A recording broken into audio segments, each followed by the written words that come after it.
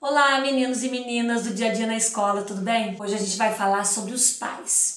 Porque assim, a gente abre a escola, organiza tudo e aí eu tenho que receber os pais que são os meus clientes. Como receber os pais? Como tratar o meu cliente? O que eu tenho que fazer, que falar? Hoje a gente vai falar somente sobre os pais, hein? Vocês vão amar.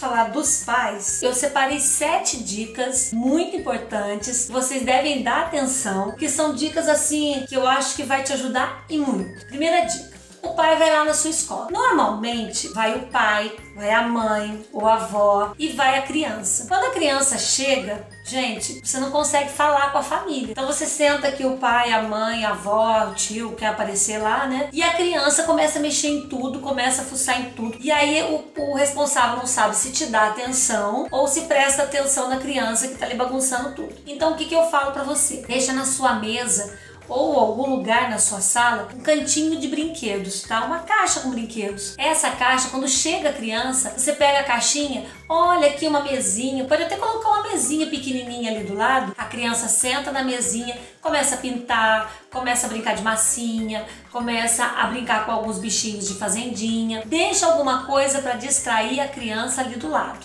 tá?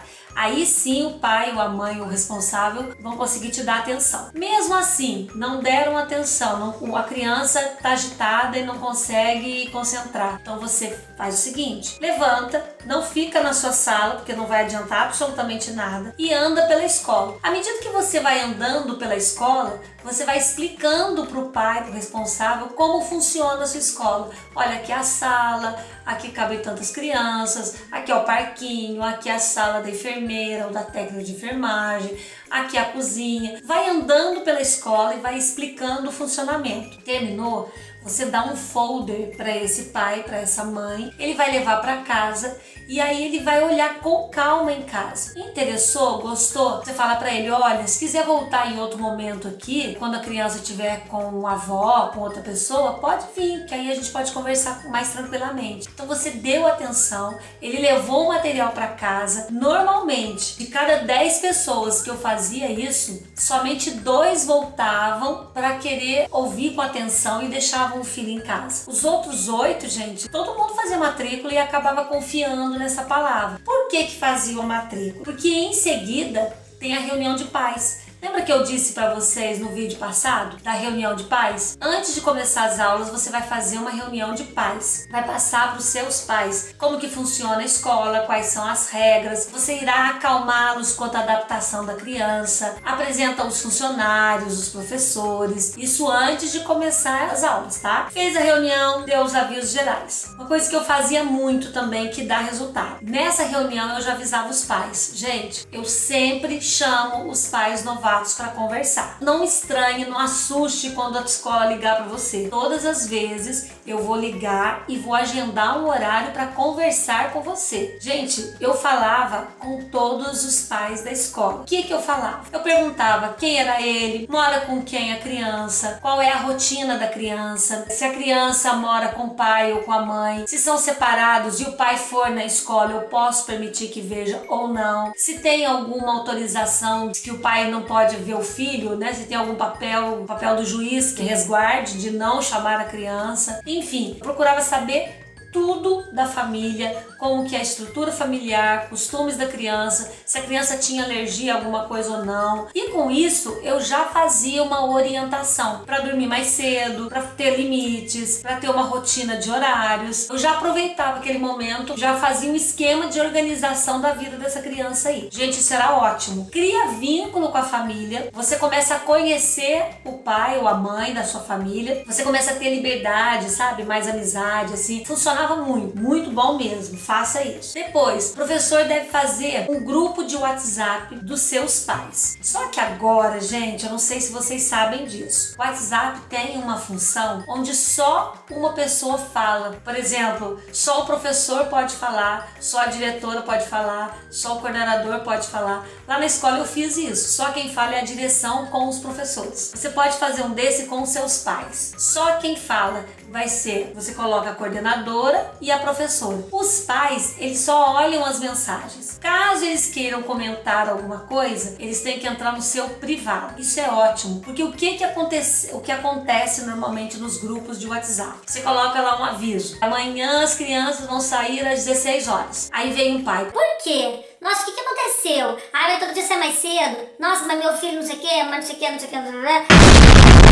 Resultado, o pai que pegou aquele grupo, ele olha, nossa, 16, 17, 18 mensagens, ele não vai nem ler, nem vai saber o que está acontecendo. Se você pega um grupo onde só o professor avisa, faz o comentário, ele entra no privado do professor e faz o comentário no particular. Isso para a escola é excelente, acaba briga, sabe aqueles barracos que existem lá no WhatsApp? Acaba tudo, o pai não expõe o seu filho, muitos pais colocam sobre o problema particular da criança, fala de outra criança e aí pais ficam ofendidos. Você não tem problema nenhum, você acaba com isso. Então explica os motivos na reunião e cria esse grupo de WhatsApp. O que a gente faz? Coloca bilhete na agenda da criança, manda o mesmo recado, tira foto do bilhete e posta no grupo de WhatsApp e ainda manda no e-mail dos pais. Isso é importante, porque quando você manda no e-mail, eu tenho muitos pais, pai e mãe, que são separados e vendo ali, não participam muitas vezes do WhatsApp, nem olha o caderno da criança, ele vai receber a mensagem pelo e-mail e ele está acompanhando a vida escolar do filho. Então isso é ótimo. Outra coisa, um filho, gente, ele não nasce com manual. Se você que está me vendo agora, você tem 3 filhos, 2 filhos, quantos forem, você sabe do que eu vou te falar. Cada filho é de um jeito. Cada um tem a sua maneira de pensar, tem o seu jeito de agir. Aquilo que você faz para o mais velho,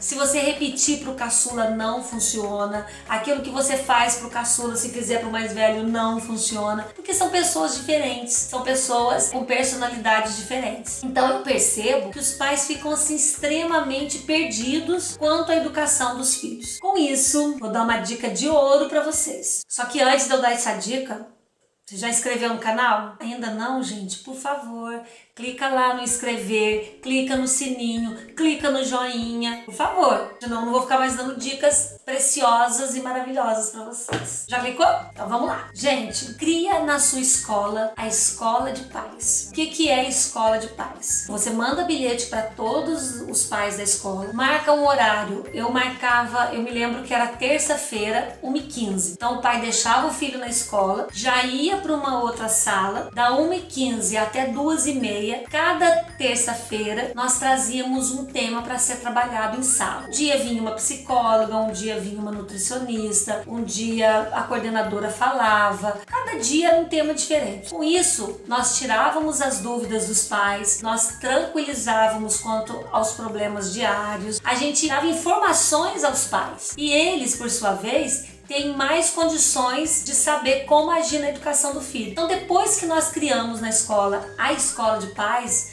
gente, foi uma bênção, melhorou muito, muito. Tanto a relação nossa com os pais, quanto a própria maneira que os pais tratavam os filhos. Então, crie na sua escola uma escola de pais, porque criança não nasce com manual. Os pais precisam estudar e se informar para tentar cuidar e criar o seu filho da melhor forma possível. Nós também criávamos eventos que trouxessem a família para a escola. Eu vou dar 3 exemplos para vocês. Nós tínhamos as mães empreendedoras. Eram no Dia das Mães, eu fazia tipo uma feira. Todas as mães que faziam alguma coisa gostosa, alguma coisa boa, tivesse alguma loja, qualquer coisa, teria um espaço para expor esse produto dela na escola durante um tempo. As mães todas eram convidadas para ir na escola e ali a gente fazia um momento de degustação, entrega de cartões, orientação. Essa feira Mães Empreendedoras, era um sucesso. As mães amavam, divulgavam o seu trabalho. Quantas pessoas começaram a fazer bolo para fora, porque a criança falava: mãe,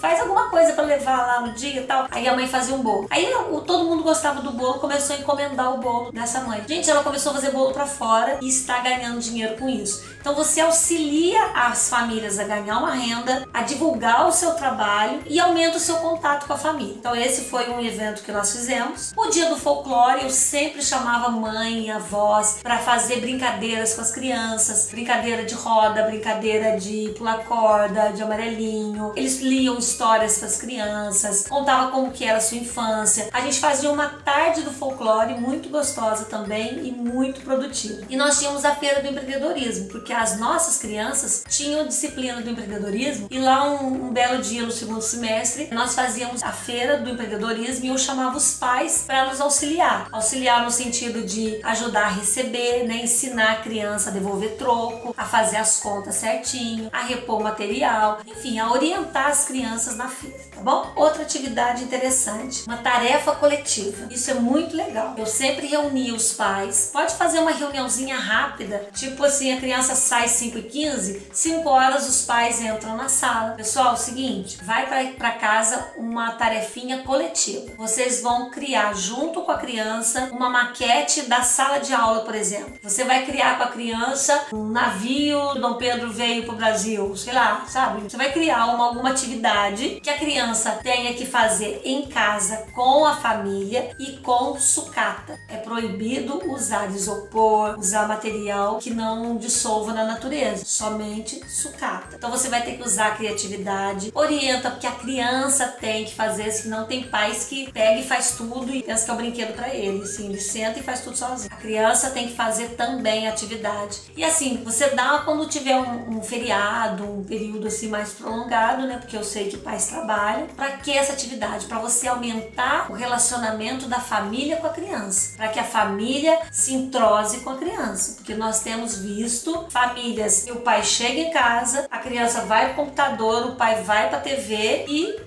não conversam a noite inteira. Então assim, é para aumentar o relacionamento entre eles, tá? Essa atividade é excelente, mas não esqueça, faça uma reunião antes e oriente como deve ser o trabalho. E por último, mais importante, na minha opinião, eu percebo que muitos pais, eles têm qualquer insatisfação com a escola. Quando eles estão insatisfeitos, o que um pai faz? Ele chega mais cedo na escola, ele vai pro corredor e fala mal da escola pro corredor inteiro. Se você percebe que está tendo um tititi estranho, que está tendo uma conversa estranha, ou quando você começa a fazer essas atividades, você começa a criar vínculos e amizade com alguns pais. Sempre tem um pai que é mais chegado a você e fala: Ana, olha aqui, no corredor o pai tal tá xingando isso, isso e isso. Verifica o que tá acontecendo, tal. É ótimo quando você tem um pai que te auxilia nesse sentido. Você vai atrás do pai que está insatisfeito, chame para conversar, vem até minha sala, senta. Qual é o problema? Ali você deixa ele falar a insatisfação dele. O que os pais reclamam? Muitas vezes eles falam assim: eu reclamo da professora tal, mas vocês sempre jogam como se ela está com razão e eu estou errado. E isso irrita profundamente os pais. Você não pode fazer uma coisa dessa, você não pode reclamar. Você nem sabe a história da professora, você nem apurou a verdade dos fatos e já está defendendo e tomando partido de alguém. Não faça isso. Escute a reclamação dos pais, anote tudo que ele está reclamando e fala o seguinte: olha, eu vou na professora verificar tudo que você me disse, eu vou ver com a criança, eu vou ver com a coordenadora, eu vou ver com quem que tiver que verificar e te dou um retorno. E aí você acalma esse pai, ele vai embora. Você chama a professora, chama a coordenadora, chama quem for o problema, escute a versão dessa pessoa. Escutou? Olha, você agiu errado, então você agora vai pedir desculpa pra esse pai. Não, você tá com a razão. Então eu explico isso pro pai e a gente tenta resolver isso. O importante é você resolver o problema através do diálogo. Qual é o maior medo dos pais?